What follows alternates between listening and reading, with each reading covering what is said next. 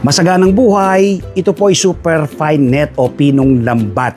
Isishare ko po sa inyo ang kahalagaan ng paggamit ito. Pero bago po yan, update lang po ako sa aking mga tanim na 550 heads na variety of Olbeti lettuce. 22 days old mula nung my load. So short tour ko po sa inyo, papasilip ko po sa inyo yung ating greenhouse. So yun po yung ating greenhouse, papaikot po yan, wala po tayong sinayang na space. Ayan. Napakaganda pong tingnan. Luntian na po itong ating balcony smart garden. Ang kahalagaan po ng paggamit ng pinong lambat ay nagsisilbi po siyang kalasag laban sa mga insekto.